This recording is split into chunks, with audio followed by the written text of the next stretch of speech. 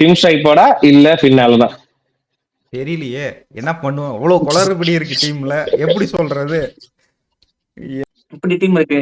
Sunil Narayan opening ஆடுவாங்களா? இல்ல கீழ தான் ஆடுறாங்கன்னா, கீழ ஆடுனா ஃபினிஷர் எப்படி? ராமன் பவுல உள்ள இன்சைட் பண்ண முடியுமா? இல்ல ஃபின் ஆலன், இல்ல டிம் சைபர்ட் யாரோ ஒருத்தர் தான் இங்க ஆட முடியுமா? அப்படிங்கிற மாரி ஏகப்பட்ட கொஸ்டின் மார்க் இருக்கு. இவரும் இல்ல, அர்ஷித் ராணாவுமே ரூல்ட் அவுட் ஃபுல்லா. ஆமா. இப்ப முசரபானி எடுத்திருக்காங்க. முசரபானி ஐபிஎல் ஆடினதே கிடையாது. வேர்ல்டு கப்ல ஆடி இருக்காங்க. இருந்தாலுமே ஐபிஎல் ஒரு மேட்ச் கூட ஆடினது இல்ல. போன வருஷம் ஆர்சிபில என்னதான் இருந்தாலுமே. அதே மாதிரி உங்களுக்கு பவுலிங்குமே பாத்தீங்கன்னா, எனக்கு தெரிஞ்சு இதுல வைபவ் வர மட்டும்தான் கரெக்டா ப்ராமினென்டா போடுறாரு. மேட்சுக்கு மேட்ச் விக்கெட் எடுக்கிற ஆளு. அவருமே பவர் பிளேல போடுற பவுலர் தான். டெத் ஓவர் நான் தான் பவர் பிளேல பயங்கரமான தான் போட்டே சொல்றேன். இருப்பாங்க அவரு. அதுதான் சொல்றேன்.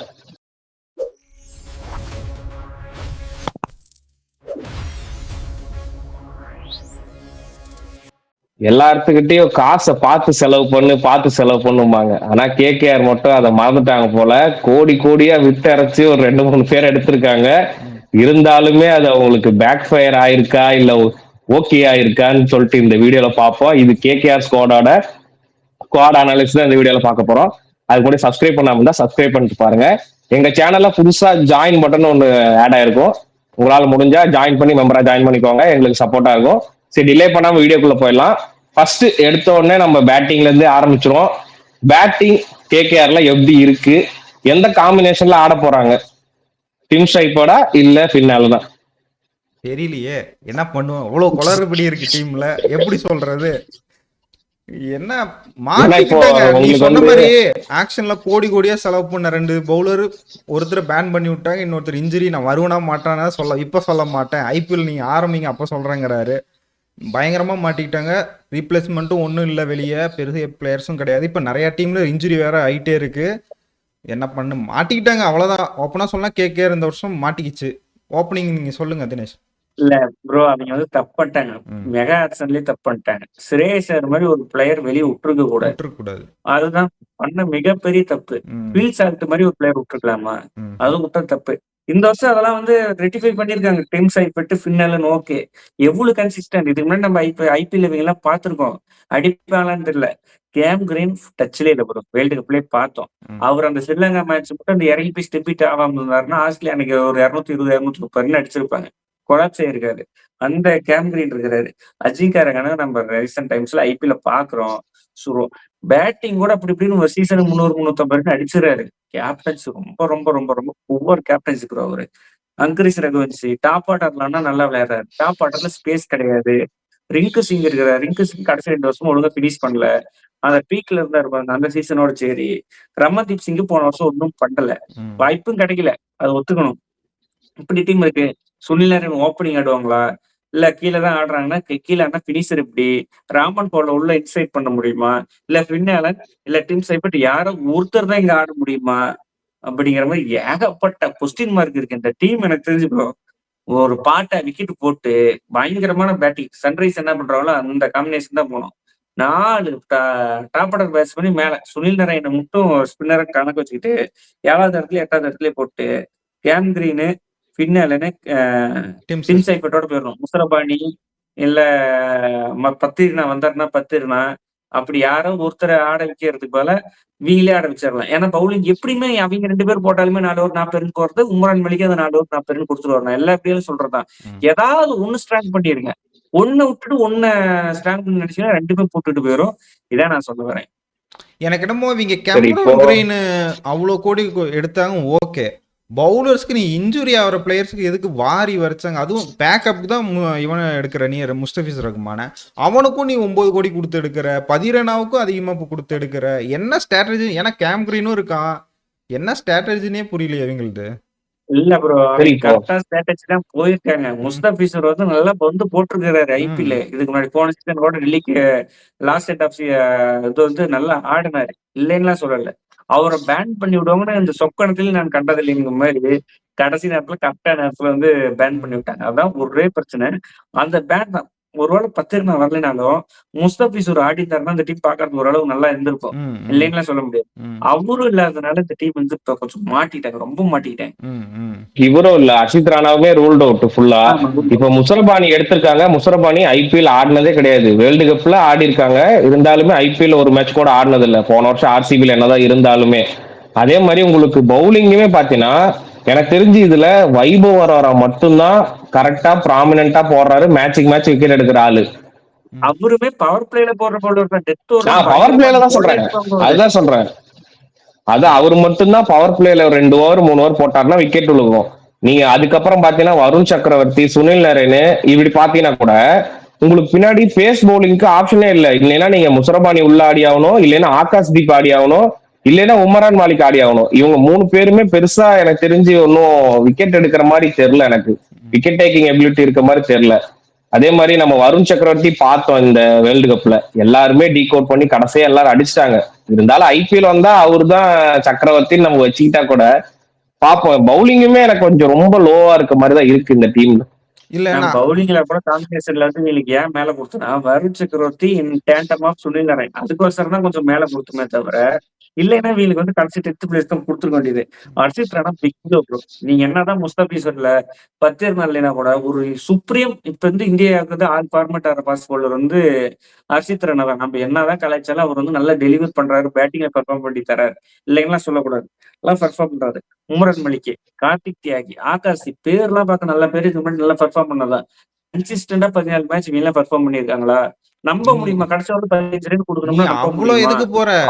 நீ இது சொல்ற கார்த்திக் தியாகி எப்ப போட்டாரு? எத்தனை வருஷத்துக்கு முன்னாடி போட்டாரு? அதுக்கப்புறம் இப்ப டீம்ல கூட எடுக்க மாட்டேங்கிறான். ஆகாஷ் தீப் நீ கணக்கிலவே கூடாது, ரன்னு போட்டு வாரி வழங்குறாரு. உமர் மலிக் இன்ஜுரிக்கு அப்புறம் நான் பார்க்கவே இல்ல. கார்த்திக் தியாகி வந்து சன்ரைஸ்க்கு 2-3 வருஷம் முன்னாடி ஆடினார். ஒரு மேட்ச் வாய்ப்பு கொடுத்தாங்க. அந்த இதுதான் பேட் கமிங் சாரா ஸ்டார்ட் ஆனதுக்கு அப்புறம் வந்து 3 நோ பால் ஒரே மேட்ச்ல போட்டாரு. அதுக்கப்புறம் டிராப் பண்ணிட்டாங்க. எல்லா டீம்லயுமே கார்த்திக் தியாகியே பேக்கப்பா தான் வச்சிருந்தாங்க. அதுவும் செகண்ட் பேக்கப்பா தான் வச்சிருந்தாங்க. அதே மாதிரி இப்போ கேகேஆர் மேனேஜ்மெண்ட் என்ன சொல்லிருக்காங்கன்னா, பெருசா இப்போ பத்ரனா வந்து பாதி சீசன்ல வந்தாலும் சரி அவருக்கு ரீப்ளேஸ்மெண்ட் சைன் பண்ண போறது கிடையாதுன்னு சொல்லிட்டாங்க. அதே மாதிரி அர்ஷித் ராணாக்கு ரீப்ளேஸ்மெண்ட்டே கிடையாது, ரீப்ளேஸ்மெண்ட் சைன் பண்ண போறது இல்லைன்னு சொல்லிட்டாங்க. 2 பேருக்குமே ரீப்ளேஸ்மெண்ட் சைன் பண்ண போறது இல்ல. எங்க கிட்ட ஆல்ரெடி நல்ல அதே மாதிரி பிளேயர்ஸ் இருக்காங்கன்னு சொல்லி நம்பி போறாங்க கேகேஆர். இது எப்படி பாக்குறீங்க 2 பேரும்? சரி, எனக்கு ஒரு டவுட். இந்த டீம்ல நீங்க விக்கெட் கீப்பர் யாரு? இங்க பாரு, அதுதான் நான் இப்போ டிம் சைஃபர்ட் நீங்க உள்ள ஆடுவீங்களான்னு தெரியல. ஆனா பின்னாலன் எப்பயாவது விக்கெட் கீப்பிங் பண்ணுவாரு. பின்னாலன்லாம் உங்களுக்கு விக்கெட் கீப்பர் ஆடுவீங்களா? டிம் சைஃபர்ட் ஆமா, பெருசா பண்ணது கிடையாது. பின்னல நீ விக்கெட் கீப்பிங் பண்ணி எப்ப பார்த்த? அது இல்லாம மாட்டிக்கிட்டாங்க. அது இல்லாம நீங்க விக்கெட் கீப்பிங்னு போனீங்கன்னா வந்து ஒரு இஷ்யூ நான் சொல்லிடுறேன். பின்னாலன் வந்து ஷோல்டர் இன்ஜுரி. அவர் அண்டர்ஆர்ம்ல மட்டும் தான் த்ரோ போடுவார், ஸ்ட்ரெயிட்ல போட மாட்டார். ஆமா, அதனாலதான் ஒரு மேட்ச்லயும் விக்கெட் கீப்பர் நிக்கிறது இல்ல. டிம் சைஃபர்ட் தான் ப்ராமினென்ட்டா ஆடிடுவாங்க. அப்படி இல்ல தேஜஸ்வி சிங்னு ஒரு பயங்கரமான ஆடிட்டு பயங்கரமா ஆடுவாரு. அவர் உள்ள ஆடினார்னா அவர் ஒரு விக்கெட் கீப்பர். இந்த 2 ஆப்ஷன் தான் இருக்கு, வேற எந்த ஆப்ஷனும் கிடையாது. இல்லைன்னா நம்ம வந்து கோச் வந்து அபிஷேக் நாயர் வந்து அங்கிரீஷ் ரகுவன்ஷி விக்கெட் கீப்பர் வந்து பிராக்டிஸ் பண்ணிட்டு இருக்கிற மாதிரி நியூஸ் வந்துச்சு. அவர் கூட பண்றதுக்கான வாய்ப்புகள் இருக்கு. இல்ல நானும் பார்த்தேன். ஏன்னா 2-3 கிரிக்கெட் சைஸ் இருக்காரு. இதெல்லாம் ஒரு இல்ல இப்ப நானும் இல்ல நானும் 2-3 வெப்சைட்ஸ் எல்லாம் பார்த்தேன். ரகுவன்ஷ் வந்து விக்கெட் கீப்பிங் வந்து எபிலிட்டி இருக்க மாதிரி பார்த்தேன், பிராக்டிஸ் எடுக்கிற மாதிரி பார்த்தேன். இருந்தாலுமே நீங்க ஐபிஎல் மாதிரியான பெரிய காம்படிஷனுக்கு ஒரு புது விக்கெட் கீப்பரை போவீங்களா? நான் பின்னாலே நம்ப மாட்டேன். விக்கெட் கீப்பரா அவருமே பெருசா பண்ணது கிடையாது, மேட்ச்ல பார்த்தது கிடையாது. மாட்டாங்க, டிம் சைஃபர்ட்டுக்கு தான் போவாங்கன்னு எனக்கு தோணுது. இல்ல ப்ரோ, 2 ஓப்பனிங் பேட்ஸ்மேனுமே ஆடிடுவாங்க ப்ரோ. 10 ரனாவும் இல்ல, இவர் பிஸ் இல்ல, முசரமணி ஸ்ட்ரெயிட்டாவே ஆட மாட்டாங்க. ஒருவேளை ராமன் போல கீழே ஆடுற மாதிரி இருந்தா வேணா வந்து யாரோ ஒருத்தர் ஆடிட்டு ராமன் போல ஆடுவாங்க. ராமன் போல ஆடல, நானு இந்தியன் பேட்ஸ்மேனை வச்சு போய்க்கிறேன்னா மேல டாப்ல வந்து பின்னாலையும் டிம் சைஃபர்ட்டையும் வச்சு ஆடிடுவாங்க. இல்ல அப்படி பார்த்தாலுமே உங்களுக்கு நான் ஒரு ஃபாரின் காம்போ சொல்றேன். இப்ப பின்னாலன் டிம் சைஃபர் 2 பேருமே ஆடுறேன்னு வைங்க, 2 ஆச்சு. கீழே சுனில் நரேன், கிரீன் 2 பேருமே ஆடணும்ல, 4 பேர் சரியா போச்சு. நீங்க பின்னாலன் டிம் சைஃபர்ட் ஆடினாதான், யாராவது ஒருத்தர் ஆடினாதான் நீங்க சுனில் நரேன் கிரீன் ஆடிட்டு நீங்க இன்கேஸ் இம்பாக்ட்ல வேணும்னா இவர் வச்சுக்கலாம், முசரபானியோ பவலையோ வச்சுக்கலாம் பவுலிங்க்கு பேட்டிங்க்கு. இப்ப எப்படி பார்த்தாலுமே உங்களுக்கு ஒரு ஃபாரின் ஸ்லாட் வந்து ஆப்ஷன் கம்மி தான். இதுவுமே பதிரானா ஃபிஸ் வந்திருந்தாங்கன்னா உங்களுக்கு போச்சு, ஃபாரின் ஸ்லாட்டே ஆட முடியாது. சுனில் நரேன் இவன் வந்து ஆடி ஆகணும். இப்ப இது பெரிய பிரச்சனை இல்ல. தப்பிக்கிறதுக்கு வாய்ப்பே இல்லாத மாதிரி சிக்கிக்கிட்டாங்களோன்னு தோணுது. உனக்கு பவுலிங்கும் பிரச்சனையா இருக்கு, பேட்டிங்கும் உனக்கு இந்த மாதிரி இருக்கும்போது ஒரு பிளேயர் என்னால சொல்லி ஓகே இவர் ஒரு 700 ரன் அடிச்சிருவாருன்னு இந்த டீம்ல ஒரு பிளேயரை நம்மளால சொல்ல முடியல. அப்படி சொல்ற மாதிரி தானே சேசிங்ல நல்லா அடிச்சு கொடுப்பாருன்னு நம்ம சொல்ல முடியும். நம்ம ரகானேவே சொல்றோம் 300 ரன் தாண்ட மாட்டாருன்னு நாமளே சொல்றோம். அடுத்து மணிஷ் பாண்டிய தெரியும். மணிஷ் பாண்டியா எல்லாம் இங்க மிடில் ஆர்டர் எப்போ ஆடினார், போன வருஷம் ஆடினாரு. வந்து ஆதிகால இவரு 2007ல இருந்து ஆடி இருக்காரு. 2 வருஷமா ஒரு இம்பாக்ட் பிளேயரா 2-3 மேட்ச் நல்லா தான் விளையாண்டாரு. நம்ம அவரு இல்ல அதுதான் சொல்றேன். அஜிங்கா ரகானே கேப்டன்சி போறதான் நீங்க இருக்கிற மெயின் பிளாக் கேஸ். பேசாம எஸ்ஆர்எச் கொடுத்த மாதிரி யங்ஸ்டர்ஸ்க்கு ரிங்கு சிங்குக்கு இல்ல ரிங்கு சிங் நல்ல ஆப்ஷன். அப்படி வருண் சக்கரவர்த்திக்கே கேப்டன்சி கொடுத்துட்டு போயிடலாம். வருண் சக்கரவர்த்தி எல்லாம் வருண் சக்கரவர்த்திக்கு கொடுக்க மாட்டோம். நம்ம கேப்டன்சிங்கிறது 14 மேட்ச் கன்ஃபார்ம் உள்ள ஆடுவாருங்கிற பிளேயருக்கு கேப்டன்சி கொடுக்க முடியும். நம்ம மத்த பிளேயர் எல்லாம் பாத்தீங்கன்னா இன்ஜுரி வருண் அரோரா, ரமன்தீப் இவங்க இன்ஜுரி கேன்சல் இருக்கிற பிளேயர். அதுவும் ரமன்தீப் சிங் கொடுக்க மாட்டாங்க, எக்ஸ்பீரியன்ஸும் கிடையாது. ஒரு பெரிய ஆள் சொல்ற இடத்துல சொல்றாரு, கேட்கறவங்களா இருக்கணும். அப்பதான் வந்து கேப்டன்சி தருவாங்க. அவருக்குதான் கேப்டன்சி இருக்கணும். கேப்டன்சி அப்படிதான் கொடுத்துருக்கணும்.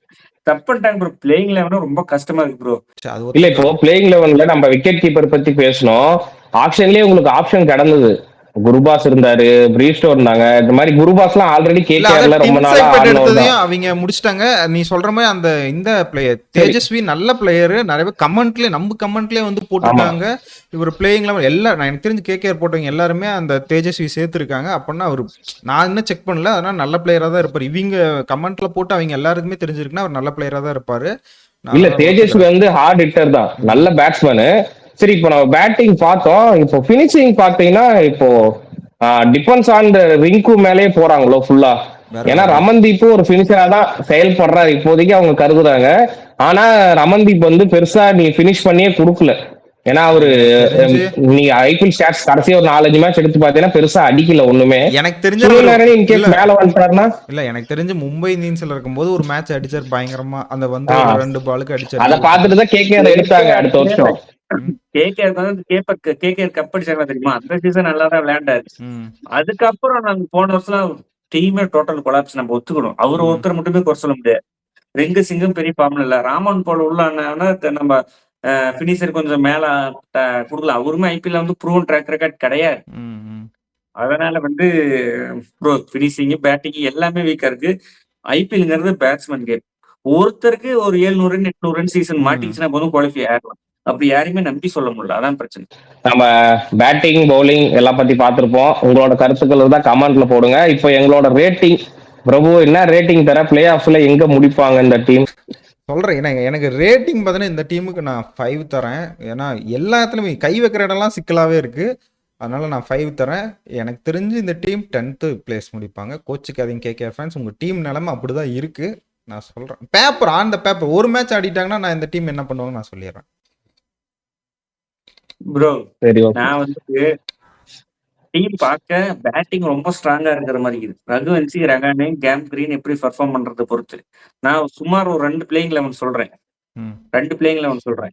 Dim Seifert, Finn Allen, Cam Green, Angkrish Raghuvanshi, Rahane, Rinku Singh, Ramandeep Singh, Sunil Narine, Vaibhav Arora, Kartik Tyagi, இல்லைன்னா வந்து உம்ரான் மலிக், ஆகாஷ் தீப், வருண் சக்கரவர்த்தி. மறுபடியும் இம்பாக்ட் பிளேயர்ல ஏதாவது ஒரு பாஸ் பவுலர் போட்டுட்டு அது ஒரு பிளேயிங் 11. இன்னொரு பிளேயிங் 11 டிம் சைபெட் இல்ல ஃபின் ஆலன்ல யாரோ ஒருத்தர் கேம் கிரீன் ஓப்பனிங் எடுத்து விட்டுட்டு அஜிங்கா ரகானே, ரகுவன்சி, தேஜஸ்வி சிங் இல்லைன்னா திருப்பதி, அது 2 பேர்த்துல யாரோ ஒருத்தர் ஆடிட்டு ரிங்கு சிங், ரமன்தீப், சுனில் நரேன் மறுபடியும் அந்த ஃபாஸ்ட் பவுலிங் அந்த காம்பினேஷன் தான். இப்படி இந்த 2 ஆப்ஷன் தவிர இவங்களுக்கு வேற ஆப்ஷனே கிடையாது. வேற எப்படியுமே அவங்களால போக முடியாது. எப்படி போனாலுமே வீக்கா தான் இருக்கு.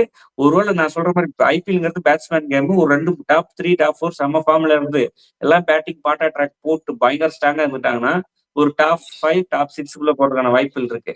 இப்போ ஆண்டி பேப்பர் வச்சு பார்த்து சொல்லும் போது எனக்கு தெரிஞ்சு ஒரு 9th பிளேஸ் 10th பிளேஸ் பிடிப்பாங்க. அவங்களோட ஸ்ட்ராட்டஜி கரெக்டா தான் இருந்துச்சு. ஆக்ஷனுக்கு முன்னாடி ஆக்ஷனுக்கு அப்படி அன்பார்ச்சுனேட் சர்க்கிள் பிரச்சனால டீம் ரொம்ப லோவா இருக்கு. எனக்கு தெரிஞ்சு ஒரு 4.5 தரலாம். 4.5 9 10 ஒன்னு சொல்லுங்க 10. சரி, ஓகே. என்னோட பெருசா என்னோட ரேட்டிங் வந்து தினேஷ் மாறுபடல. என்னோட பிளேயிங் லெவல் வந்து இப்போ டிம் ஷேஃபர்ட் பின்னால யாராவது ஒருத்தர் ஆடிட்டு சுனில் நாராயண ஓப்பனிங் போடலாம். வேணா உங்களுக்கு சுனில் நாராயண ஓப்பனிங் போட்டு ரஹானே, கிரீனு, ரகுவன்ஷி, ரிங்கு சிங், ரமன்தீப் சிங், நீங்க ஸ்பின் வேணும்னா எக்ஸ்ட்ரா வேணா ராய் ஆடிட்டு, இல்லைன்னா பேச வேணா முஸ்ரபானியோ இல்ல உங்களுக்கு உம்ரான் மாலிக்கே ஆடலாம் அந்த ஆப்ஷனு. அடுத்து ஆகாஷ் தீப், வைபவ் பரோரா, வருண் சக்கரவர்த்தி. இங்க இம்பாக்ட் பிளேயர்ல பாத்தீங்கன்னா நான் மனிஷ் பாண்டே, பவல், அதுக்கப்புறம் உம்ரான் மாலிக், முஸ்ரபானி இந்த வச்சிருக்கேன். இது ஒரு ஸ்குவாட், இந்த ஆப்ஷனும் ஆடலாம். ஆனா அவங்க எப்படி போவாங்க தெரியல. என்னோட ரேட்டிங் பாத்தீங்கன்னா 5, 9th பிளேஸ்ல முடிப்பாங்க இப்போதைக்கு இருக்கிற வரைக்கும். யாராவது ஒரு 2 பேர் ஃபார்ம்ல, ரிங்கு சிங்கோட ஃபார்ம், பின்னாலன் ஓப்பனரோட ஃபார்ம் வந்துச்சுன்னா ஓரளவுக்கு மேல முடிக்கலாம். ஆனா பிளேயர்ஸ் வர மாட்டாங்க. அனுகுல் ராய் எல்லாம் எனக்கு தெரிஞ்சு ப்ரிப்பேர் பண்ண மாட்டாங்க ப்ரோ. எனக்கு தெரிஞ்சு நான் ஏன் சொல்றேன்னா ஆப்ஷன் எக்ஸ்ட்ரா ஒன்னு வேணும்னு சொல்றேன். பண்ணும்போது அனுகுல் ராய் ப்ரிப்பேர் பண்ணல. இன்னொன்னு என்னன்னா இப்ப இருக்கிற சென்னை மாதிரி பிச்சு பேட்டிங் சிஸ்டம் மாத்திட்டாங்க. உங்களுக்கு 2 ஸ்பின்னர் போதுன்னு சொல்லிட்டு போயிருவாங்க. என்னோட கெஸ். இல்ல அது அனுகுல் ராய் கரண்ட் ஃபார்ம் நல்லா இருந்திருக்கு, அதனால சொன்னேன். இன் கேஸ் எடுத்தா நல்லா இருக்கும். ஆமா, அப்படியே எடுக்கல. சரி, ஓகே. சரி, ஓகே.